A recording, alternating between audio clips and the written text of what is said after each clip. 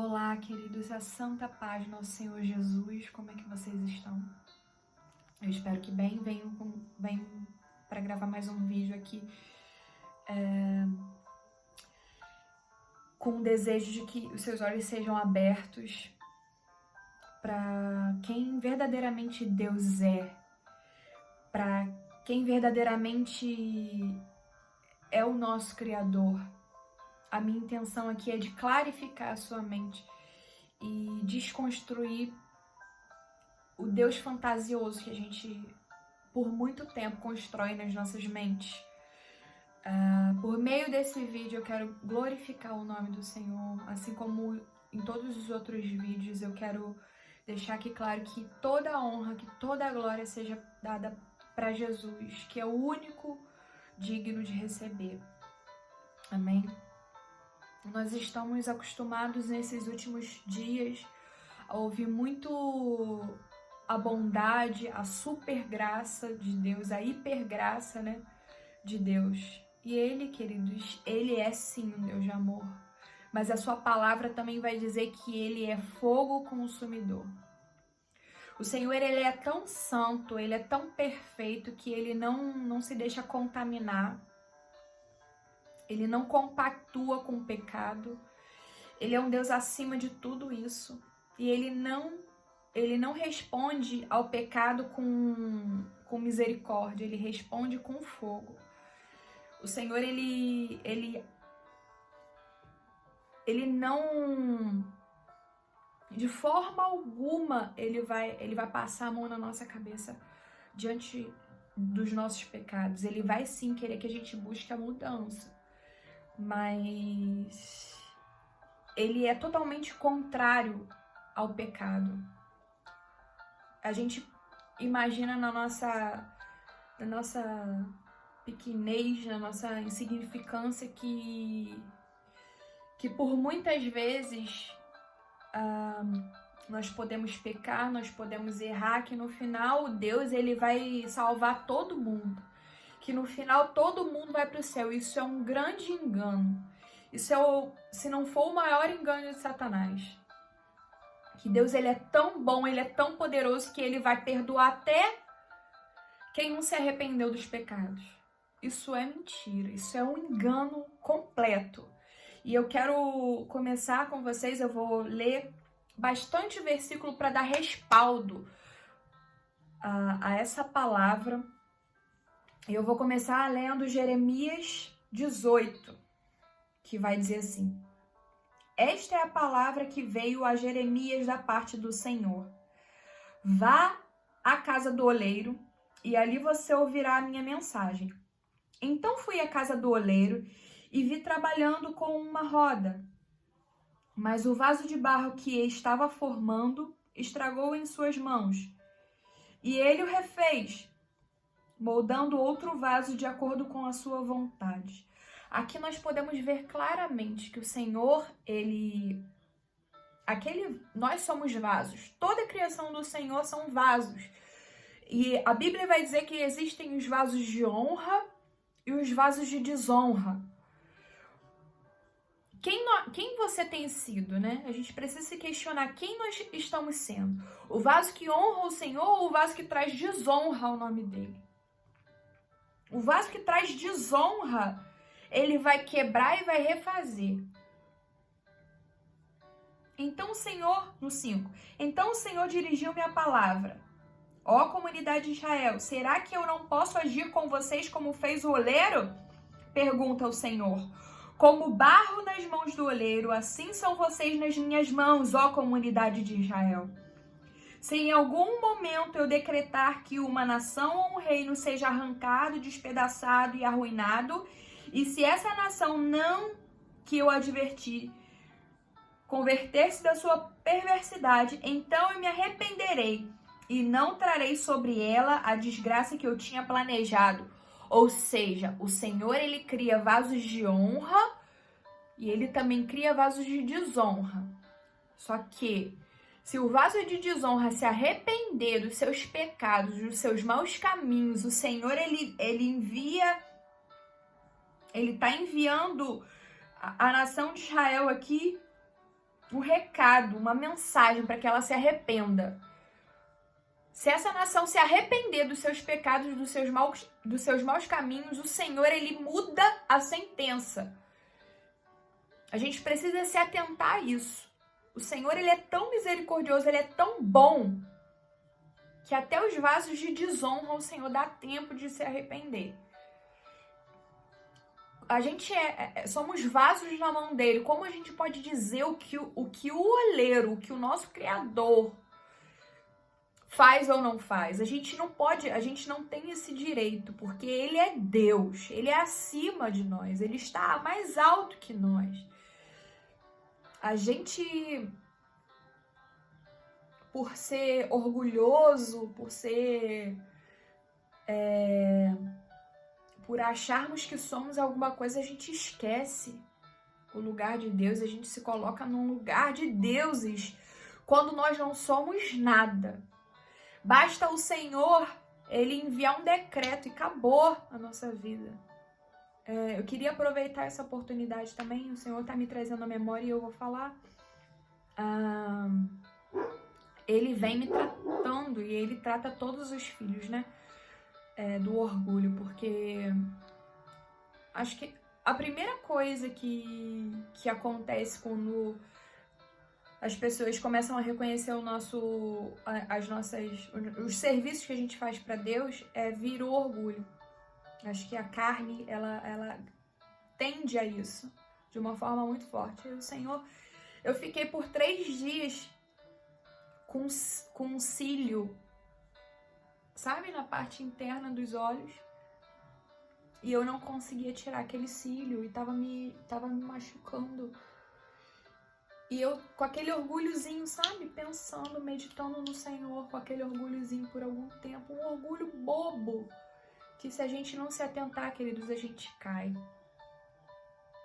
E eu fiquei com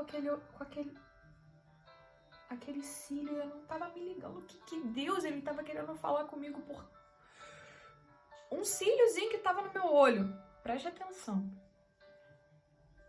E esse cílio ficou 3 dias na minha vista. E o Senhor me ministrou o seguinte: você acha que você é alguma coisa, você não pode achar que você é nada, porque a glória é minha. Você precisa se atentar para esse orgulho que tá aí, ó, pequenininho. Mas você não pode dar vazão para ele. Porque se você continuar dando vazão, se você não vier para mim e me pedir perdão por isso, olha como você é pequeno e você está nas minhas mãos. Por conta de um cílio, porque eu questionei o Senhor porque eu estava com aquilo.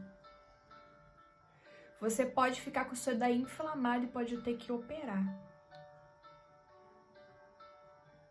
Queridos, notem a santidade, a pureza, a misericórdia do Senhor. Ele queria me limpar o meu coração daquele orgulho que poderia me trazer uma queda futuramente. E ele me atentou a algo tão simples. E o Senhor me ministrou isso. Que poderia ser eu poderia ir para um hospital com câncer? Poderia ir para... Porque todos nós estamos na mão do Senhor, queridos. Poderia ir para um hospital por qualquer outra doença. Mas o Senhor, ele é tão grande que ele pode nos colocar num leito para nós vermos a glória dele por causa de um cílio inflamado dentro da vista. E o Senhor me ministrou isso. E aí eu falei, Senhor, misericórdia, tem misericórdia de mim. É verdade, eu estou com esse orgulho. E eu não falei nada, é isso que eu tô falando pra vocês aqui, tudo em pensamento. O Senhor me ministrou num pensamento. E depois eu orei e eu falei, Senhor, me perdoa por estar com esse orgulho no meu coração. E aí eu pedi pra ele que ele tirasse aquilo. Porque muitas vezes a gente acha que a gente é alguma coisinha só porque tá falando dele. A gente acha. E foi isso que passou pela minha mente. Eu comecei a dar vazão a isso. No mínimo que seja. E eu esqueci que a minha oração a Deus, em todo tempo, sempre foi para que o Senhor nunca me deixasse me gloriar em mim. E o Senhor, ele respondeu ali. E aquele negócio sumiu. Sumiu, queridos. Algo que estava me incomodando há dias. Aí a gente vê a soberania de Deus, como a gente está na mãozinha dele. E por muitas vezes a gente pensa que a gente é grande, que a gente é alguma coisa, a gente não é nada. A gente é só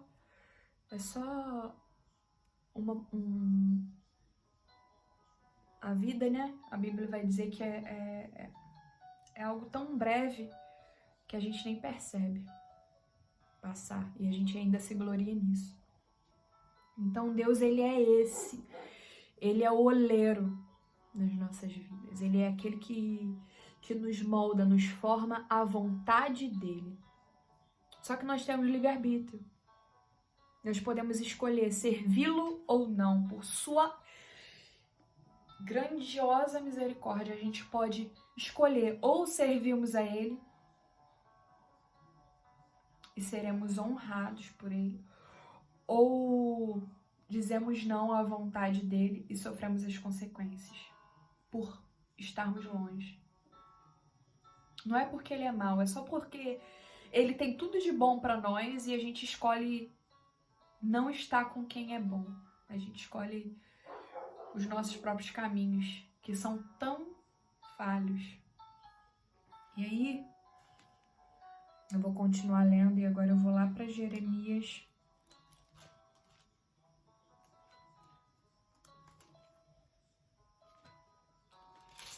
Ainda em Jeremias 24. O Senhor, ele é soberano sobre todos nós. Ele está acima de tudo. Ele está acima dos nossos pensamentos. Até os pensamentos que você tem de coisas boas, é o Senhor que coloca dentro de nós, queridos. O Senhor, ele é dono de tudo. Deus, ele é dono de tudo. Ele é dono do ouro, da prata. Ele é o dono do sentimento bom que existe em você. Por isso que o jovem rico, ao questionar Jesus, ele perguntou, ele falou, bom mestre. Ele chegou para Jesus e falou, bom mestre. E Jesus falou assim, por que me chama bom? Porque só há um que é bom e esse é Deus. Por quê, queridos? Tudo que Jesus fazia de bom não era por ele, a glória não era para ele estava trazendo a glória para Deus. Então é isso que acontece conosco. Tudo que nós fazemos de bom é o Senhor que faz em nós. Tudo que nós fazemos de ruim é a nossa carnalidade, é a nossa natureza caída, que se corrompeu lá no Éden. Se há algo de bom em nós, não somos nós, é o Senhor através de nós. E a gente precisa reconhecer isso, aprender a reconhecer isso. E eu vou ler esse versículo aqui, ó, Jeremias 24, 7 vai dizer assim. 6, vou começar no 6. Olhei favoravelmente para eles e os trarei de volta a esta terra. Eu os edificarei e não os derrubarei. Eu os plantarei e não os arrancarei. Ou seja, foi o Senhor que olhou para nós favoravelmente. É Ele que olha para nós favoravelmente. Por isso que a gente vê alguém bom. A gente vê alguém bom. É porque Deus está por trás. Não é a pessoa que é boa, é Deus que está por trás daquilo ali, daquela graça. Ninguém é bom, queridos. Sem Deus ninguém é bom. É Ele que planta a boa semente. É Ele que faz crescer e dar fruto. No 7. Eu lhes darei um coração capaz de conhecer-me e de saber que eu sou o Senhor. Até a vontade que você tem de buscar a Deus, é Ele que coloca dentro de nós. É Ele que coloca dentro de você. O desejo de adorá-lo, é Ele que coloca dentro de você. O desejo de buscá-lo, de ir para a igreja, o desejo de se ajoelhar, é Ele que coloca dentro de nós. Não somos nós. Foi Ele que nos escolheu primeiro. Ele. Ele nos escolheu primeiro.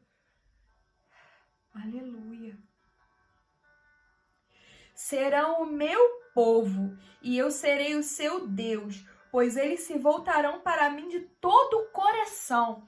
Foi o Senhor quem disse que nós voltaríamos de todo o coração para Ele. Nesse contexto aqui, o Senhor fala dos figos que são bons e dos figos que são ruins. E o Senhor falou hoje comigo com essa palavra de forma assim tremenda. Quem é bom, mas é bom porque o Senhor resolveu agir na vida dessa pessoa. E quem é ruim, o Senhor permitiu que essa pessoa fosse ruim. Então a gente precisa ter esse olhar de que o Senhor, Ele é alto, Ele é soberano. E devemos temer o Senhor com todo o nosso coração, porque é Ele que forma o vaso de honra e o vaso de desonra. É o Senhor quem forma. Queridos, quem formou a luz e as trevas foi o Senhor. Quem formou o que é bom e o que é ruim foi Deus. Nós estamos na palma da mão dEle. E se nós estamos diante da presença dEle, se nós somos salvos, nós somos pela graça dEle. Porque Ele nos escolheu para fazer em nós a obra que é dEle. Ele escolheu ser bom em nós. Porque se Ele não fosse santo, se Ele não fosse bom, Ele poderia nos queimar, nos jogar no inferno. Mas Ele não, Ele resolveu trazer o seu Filho à terra para sofrer por nós. Para passar por tudo isso. Para passar pelo Calvário, por toda aquela dor. Ele é esse Deus, Ele que formou a luz e as trevas. E a gente vai começar a mergulhar nisso aqui. Eu vou te provar que Ele é esse Deus. E aí nós vamos ler agora Deuteronômio, desculpa, 4:23, que vai dizer assim: tenham cuidado de não esquecer a aliança que o Senhor, o seu Deus, fez com vocês. Não façam para si ídolo algum com a forma de qualquer coisa que o Senhor, o seu Deus, proibiu. Por quê? Porque Deus, ele não precisa, a gente não precisa fazer nada para adorar a Deus, a gente não precisa fazer nada para lembrar a Deus, porque ele só quer que a gente obedeça a Ele. A gente não pode fazer nada para substituir Ele, porque Ele é insubstituível, nada para que possa servir de amuleto, né? E no 24 vai dizer assim: pois o Senhor, o seu Deus, é zeloso, é fogo consumidor. Outra tradução vai dizer que Ele é amor, mas Ele também é fogo consumidor. Então, queridos, a gente sabe que o Senhor, Ele é santo, Ele é bom, Ele é poderoso, mas foi Ele que formou a luz e as trevas. Eu vou falar isso para vocês aqui, ó. Isaías 45:5. Vamos lá.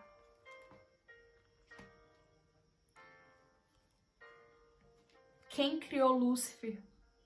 Ele era anjo de luz. E foi ele que decidiu deixar de ser vaso de honra para desonrar o reino de Deus. Ele resolveu, ele quis trilhar o próprio caminho. E aí Deus o expulsou do céu e ele virou treva, né? Ó, vou ler aqui. Isaías 45:5. Eu sou o Senhor e não há nenhum outro além de mim. Além de mim não há... Eu sou o Senhor e não há nenhum outro. Além de mim não há Deus. Eu fortalecerei. E ainda que você não tenha me admitido, de forma que do nascer ao poente Saibam todos que não há ninguém além de mim. Eu sou o Senhor e não há outro. Preste atenção no 7, queridos. Eu formo a luz e crio as trevas. Promovo a paz e causo a desgraça. Eu, o Senhor, faço todas essas coisas. Querido, se você não acredita nisso, que o Senhor, ele é soberano e foi ele que criou a luz, foi ele que criou as trevas, você pode rasgar esse versículo da Bíblia, ok? Ele é Deus soberano, ele é acima de toda a criação, ele era antes de todas as coisas, o alfa e o ômega é o Senhor. Amém? Ele cria vasos de honra e vasos de desonra. Então, querido, se você é um escolhido, se você tiver no seu coração o desejo de ter o Senhor, se você já tem o Senhor, se você deseja voltar para o Senhor, não é você que é bom, é o Senhor que escolheu isso, ele te escolheu antes da sua formação. Jeremias vai dizer, vamos lá em Jeremias. Antes de formá-lo no ventre, eu o escolhi. Antes de você nascer, eu o separei e o designei profeta às nações. Querido, se você tem no teu coração desejo de conhecer a Deus, foi Ele que formou esse desejo no seu coração, porque é Ele que forma a criação dele. Ele que coloca os desejos bons e permite que desejos ruins venham ao nosso coração. Só que a gente tem o livre-arbítrio para escolher o que é bom para nós e o que não é, porque ele não quer que nós sejamos robôs. Se ele quisesse formar uma criação de robôs, ele faria sim, mas ele quis que a gente escolhesse ele. Então a gente tem esse livre-arbítrio de escolher. Ou a gente obedece o Senhor e vive a plenitude, a felicidade ao lado dele, ou a gente escolhe viver pelos nossos próprios caminhos e, consequentemente, colher todo o fruto, toda a consequência dos nossos próprios caminhos, porque nós não somos bons sem Ele. Amém? E aqui eu vou ler. Eu já li Jeremias, Isaías, 1 Samuel.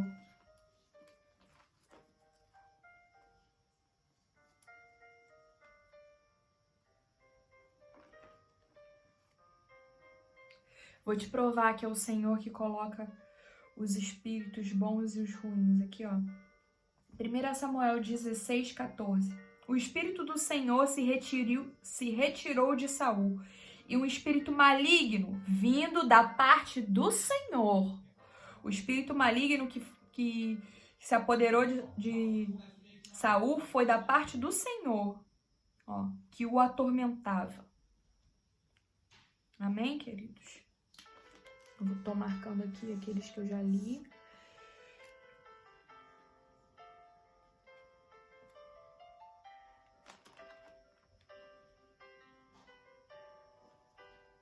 Aqui em 2 Crônicas 18, 20 vai dizer assim: finalmente um espírito colocou-se diante do Senhor e disse: eu o negarei.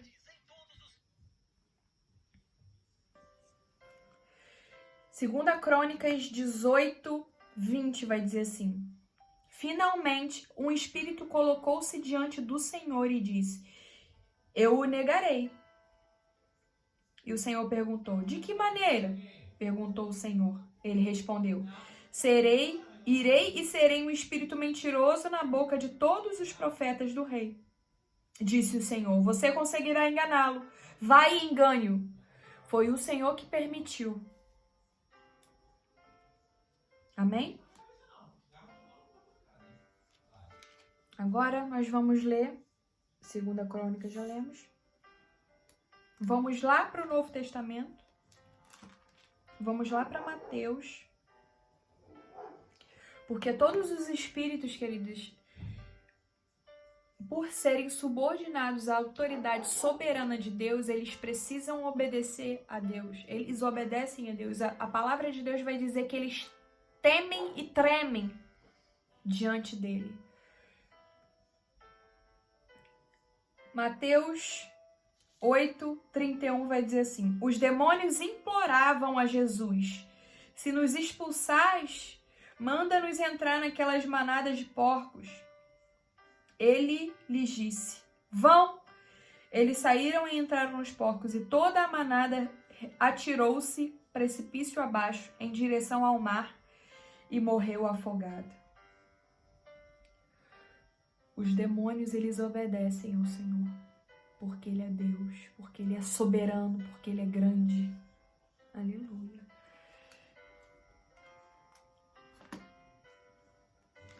Vamos agora ler Juízes 9. Voltando lá.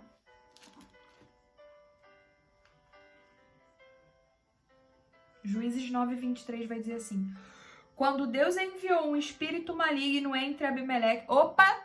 Quem enviou o espírito maligno? Foi o Senhor Deus. Quando Deus enviou um espírito maligno entre Abimeleque e os cidadãos de Siquém, estes agiram traiçoeiramente contra Abimeleque. Isso aconteceu para que o crime contra a sentença, os 70 filhos de Jerubaão, o derramamento de sangue deles, fosse vingado em seu irmão Abimeleque, e por aí vai. Amém, queridos? É o Senhor que opera, Ele manda e desmanda.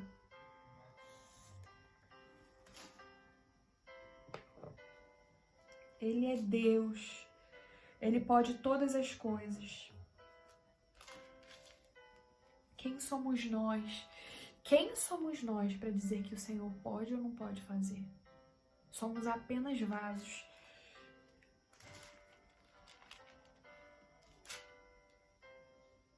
Na mão dele, que é grande, que é digno.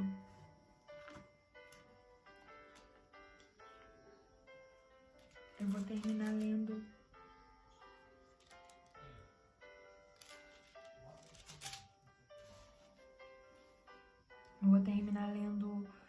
Novamente Jeremias 24:7. Eu lhes darei o coração capaz de conhecer-me e saber que eu sou o Senhor. Serão o meu povo e eu serei o seu Deus, pois eles se voltarão para mim de todo o coração. Amém? Que você reflita sobre quem Deus é. Que você reflita sobre a soberania de Deus. E não pense que o inimigo, Satanás, ele tem mais poder do que o Senhor, porque isso é mentira. Ainda que ele fale muitas vezes que isso é verdade, isso não é. Uma mentira contada muitas vezes a gente tende a colocá-la como verdade, mas isso não é verdade. O Senhor, ele está acima de toda a hoste maligna e benigna. Nós estamos na mão dele. Se o Senhor quisesse, se ele fosse mau, queridos, ele poderia nos destruir. Mas ele escolheu nos amar. Ele escolheu nos dar vida através de Jesus. Ele nos chamou de filhos. Ele nos chamou para a habitação que era dele. Eu vou concluir.